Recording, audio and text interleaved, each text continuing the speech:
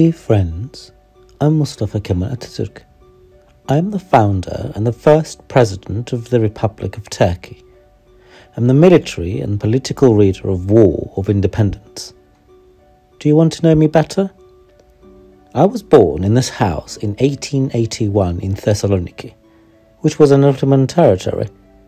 If you travelled to Thessaloniki, you can visit my house in this historical city that still has Ottoman traces. My father is Ali Rıza Efendi, and my mother is Zübeyde Hanım. I also have a sister named Makbule. I lost my father when I was 7 years old. Growing up as an orphan made my life difficult, while also making me stronger. I finished my primary education at the neighborhood school. My biggest dream was to become a glorious soldier and to save my state. I began to visit the military secondary school with these thoughts. My teacher gave me the name Kemal, because our names were the same. Hereupon, my name was Mustafa Kemal. After completing the military high school, I continued my education at Istanbul Military School. Reading book was my biggest fun. In our time, there were kerosene lamps in the houses. I used to read and research until kerosene lamps went out. I started to dream for my country by reading and researching. Every moment, every second, I was thinking about the innovations I wanted to realize for my homeland. To achieve this, I was doing research, constantly reading, planning about what I could do. After I graduated from the military school, I began to go to military academy and completed this academy with the rank of captain. Meanwhile, World War I, which affected the whole world, had begun. The enemy surrounded our country. We were forced to fight in order to protect our land. Regardless of women, children or elderly, we struggled to leave a country where we can live in a peace for future generations.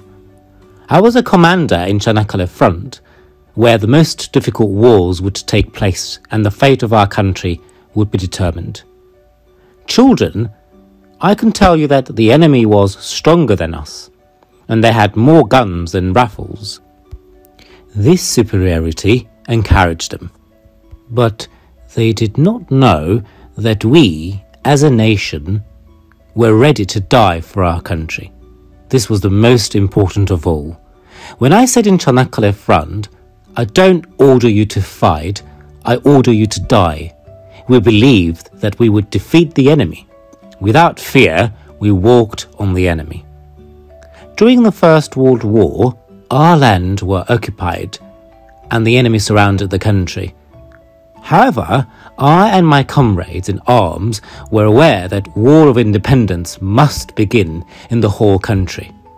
We believed that we would win the War of Independence. Children, the War of Independence was not only to fight, but also to improve poor and tired nation after war, and to bring this nation to an advanced level in every field as a producing, educated and modern country. First of all, we had to save our country from enemy occupation. I would like to tell you how we achieved this. After long years of war, our state and people were tired. There were some tasks to be fulfilled in different parts of Anatolia after the war. I set out to fulfill these duties. I arrived to Samsun on May 19, 1919. After Samsun, I decided to visit different cities of Anatolia. I held meetings whenever I went and learned the wishes and thoughts of people. I was exactly sure that we had to win an independence war to save our homeland from enemies. We began to fight for a war of independence with all our might. In this all-out war, we, as the whole Turkish people, including women and children, with our brave soldiers at the front, fought against the enemy on every part of the land. Finally, the heroic Turkish people won the War of Independence by acting all together. In Erzurum and Sivas Congress, during the War of Independence, I told, "The nation's determination and decision will save the independence of the nation." it was also. On April 23rd, 1920, the Great National Assembly of Turkey was opened and Lusinian Peace Treaty was signed on July 24th, 1923. This war was won by a nation living in poverty, and the sovereignty should absolutely belong to the nation. Turkish Republic was founded upon peace at home, peace in the world. Children, the Republic Day you celebrate every year is our national holiday to remember that Turkish Great National Assembly declared the Republic on October 29, 1923.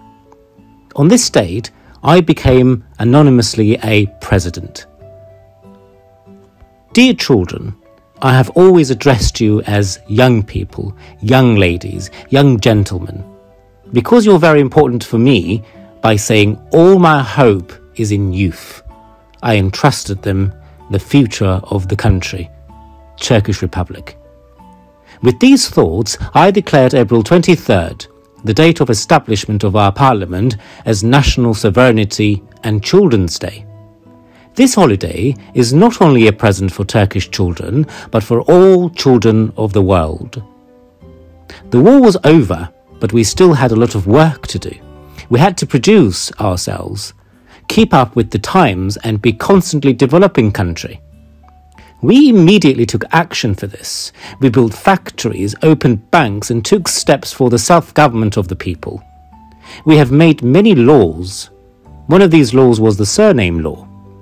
After the victory of Sakarya, the Turkish National Assembly honored me with the rank of Marshal and the title of War Veteran.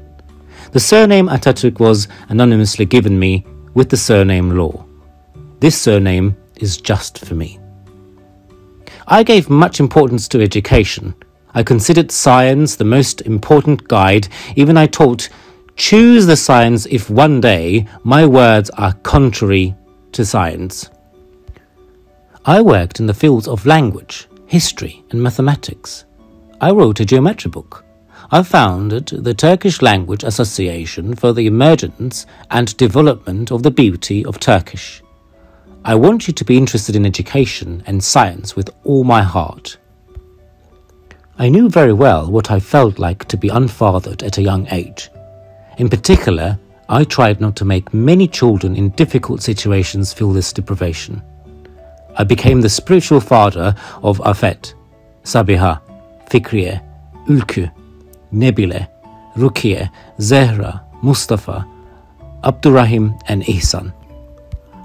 I personally took care of the education and training of each of them. I loved reading books, listening to music, horse riding, nature and swimming. I was very interested in Zeybek dances, wrestling and Rumelia folk songs.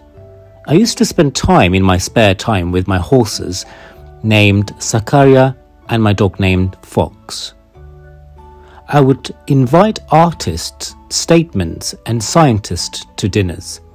I would attach great importance to consulting with them for a better country. I was very careful about my dress, both in these invitations and in other meetings I attended.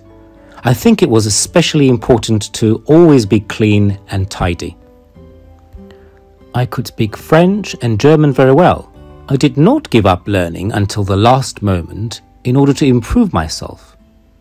Dear friends, do things to nourish your soul, listen to music, read lots of books, learn foreign languages, be interested in art. These will not only strengthen your aesthetic side, but also change your perspective on life. Learn your history very well. Look at the future with science.